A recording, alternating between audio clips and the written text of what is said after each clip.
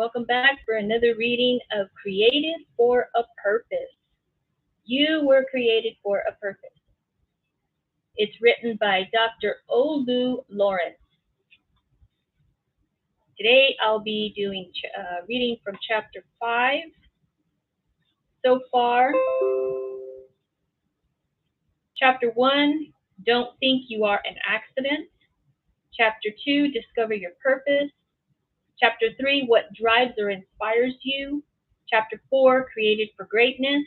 And Chapter 5 is Reasons for Failure. Failure has remained an experience that has made many to get to the point of confusion. Individuals fail, families fail, corporations fail, communities fail, and nations also fail. It would be an eye-opener when we look at reasons why individuals, families, corporations, churches, nations, and projects fail. There are reasons behind failure. Failure does not just occur in a vacuum. In another breath, success does not occur in a vacuum. Success has a wonderful pedigree, but failure is an orphan. Nobody wants to fail. The majority will do anything to avoid any form of being identified with failure. But the truth is that a lot of people fail. We must, therefore, examine why there is failure. This will enable us to appreciate in a greater dimension Paul's determination and commitment to steps that helped him to achieve success. While we are learning a lot of lessons from Paul's example, we also should look at reasons why many in our generation are struggling with failure or inability to succeed in very meaningful ways. Number one, lack of divine touch. The Bible makes it very clear that without a divine touch, there is little mortals can achieve. Except the Lord watches over the city, the watchmen watch in vain. When family ventures, individual efforts, corporate plans, church programs, and projects fail, it is due to lack of the divine touch. When God puts his hands on the efforts you are making, you are sure to succeed. Without the divine touch, it can be very hard to succeed.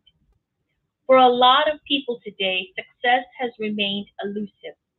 People sweat from dawn to dusk, yet they are embarrassed by failure.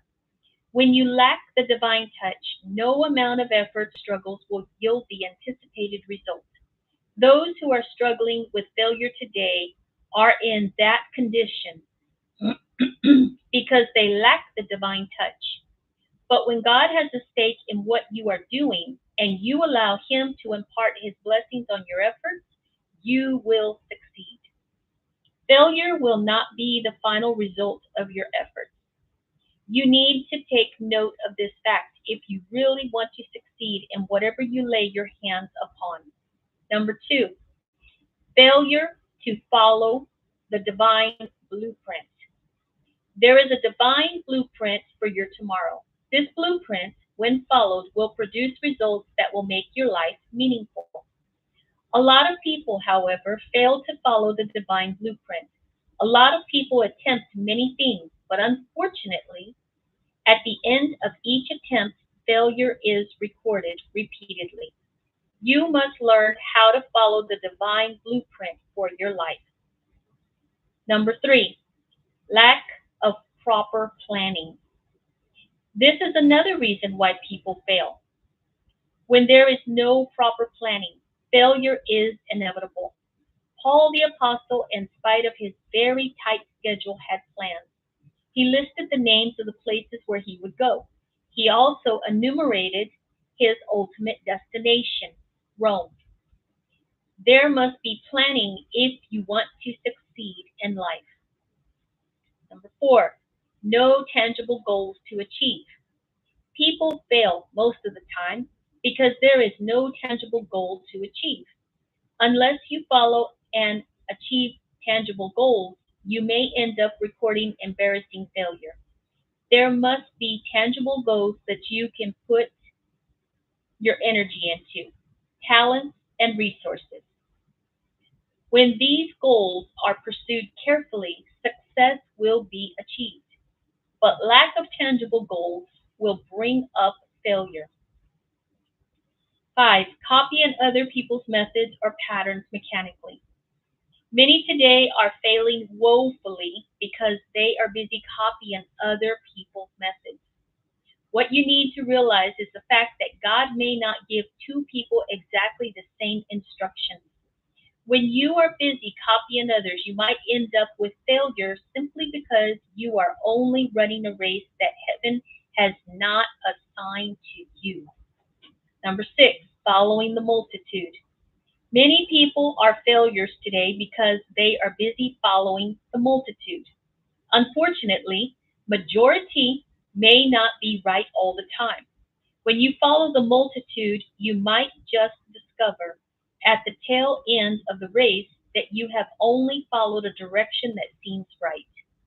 When you follow the multitude and the multitude is wrong, failure can be very nauseating. Number 7, blowing past achievements out of proportion. This is one reason why a lot of people and organizations fail. If you once succeeded and instead of looking ahead and thinking of new goals to pursue, you decide to settle where you are and blow previous successes and achievements out of proportion, sooner or later you will experience failure. When there is no new drive and you are no longer inspired to do something new, the achievements of the past will remain your highest limits. You must avoid blowing your trumpet based on past achievements. You need to forget the past and look ahead for new breakthroughs, blessings, achievements, and conquests. Number 8, no firm resolve. When you do not have any form of strong and firm resolve to achieve something great in life, you will discover that success may not come your way. Those who have, there's a typo here.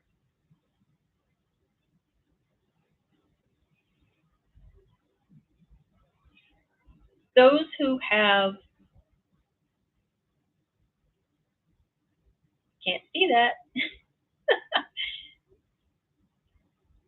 Those who have decided that they're going to achieve greatness will come up with success, but those who are lethargic and are not ready to come up with new sacrifices, serious hard work, and the pursuit of fresh goals in life will end up with a type of failure that is highly embarrassing. Number 9, not ready to pay the price. When you are not ready to pay the price, you will likely come up with failure at the end of your ventures. You must be willing to pay the price and take risks if you really want to achieve great things in life. If you do not do this, you will find yourself at the harbor of failure.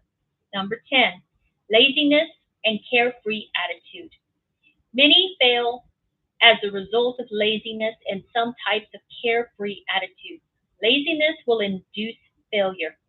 When you are carefree and you are not ready to wake up from the slumber of lethargy, you will experience failure and success will remain distant. You must be ready to pay the price if you want to come up with outstanding success. When you are not ready to pay the price, failure is likely to occur. Number 11, lack of interest in excellence.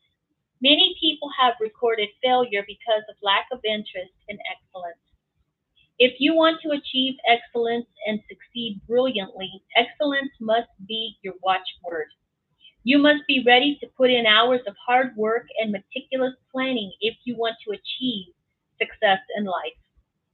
Many people have discovered that they keep on failing because they don't have a clear picture of what excellence looks like. And when they understand excellence, they are not ready to go the whole hog and do what it takes in order to achieve it. Number 12, prayerlessness. This is one of the reasons why there is failure. Many people are telling stories of failure in family circles, business concerns, and community projects, and even in the church. When there is prayerlessness, failure will be the result. But when you are prayerful and you commit your way unto the Lord, you will succeed in every way. Number 13, settling down for partial success. Partial success is a companion of failure. If you settle down by saying that you have already attained all you can accomplish, sooner or later you will discover that you have only toyed with failure. Paul the Apostle refused to settle down. Although he had come up with great achievements, he kept moving on. The Bible says, when you refuse to settle down, success is yours and failure will no longer embarrass you. Number 14, allowing others to set goals for you. This is the mother of all failure. When you allow others to set goals for you, you will only achieve the goals they have set for you. The goals God has set for you will not be achieved. You must allow God to set goals for you. This is the kind of goal you can pursue and come up with success. Any other goal that you pursue will be equal to failure in the estimation of the Almighty. There are powerful success nuggets in Paul's declaration. When Paul the Apostle stated that seeing Rome was one of his highest priorities, he was revealing to us that our lives must be goal-centered. Whatever God has revealed to you as an important destination in your earthly pilgrimage, there must be purpose in your spirit to achieve such goals. Acts 19:21. After these things were ended, Paul purposed in the Spirit, when he had passed through Macedonia and Achaia, to go to Jerusalem, saying, after I have been there, I must also see Rome. This is the power of resolute determination at work. Paul declared that he must see Rome. Today, you must have your personal declaration. There must be goals that you must set for yourself. Life must not just be lived by marking time. You need to view your Rome ahead and take steps consistently to get there. When there is clarity in your spirit, you will be determined. Paul the Apostle unveils the power of determination. He anchored his strength on Christ, through whom he can do all things. Mark 9:23, Jesus said unto him, if thou canst believe, all things are possible to him that believes. Mark 10:27, and Jesus looking upon them said, with men it is impossible, but not with God. For with God all things are possible. As you set out to achieve goals, it is possible that it can initially appear as an uphill task. Sometimes there can be some stumbling blocks and potholes on the pathway, but that cannot stop the journey toward Rome. Even when it appears as if Rome is an impossible destination, nothing must deter you. You must still make up your mind that the difficulties of the journey notwithstanding, you must reach your Rome. There are times again when Rome will come up as a giant mountain. You must not be discouraged. Do you know that the higher the mountain, the greater your achievement? When life places a great mountain before you, you will either have to scale above it or find a path through the mountain. Joshua and Caleb knew that the task given to them by God had a mountain attached to it. But Joshua came up with a powerful statement. He declared, give me this mountain. Obviously, the road to heaven is not an easy one. Ordinarily, great men and women who have come up with outstanding achievements in life have passed through rough terrain. Many have had to climb mountains of monumental sizes and shapes. But by the time success is achieved, the whole world will stand still to celebrate them. This ends the reading of chapter 5, and it comes from Created for Purpose, written by Dr. Olu Lawrence. And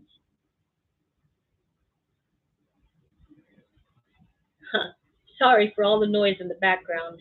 My cats are excited and running around. It is evening. But thank you for joining me, and I pray that this has been a great blessing.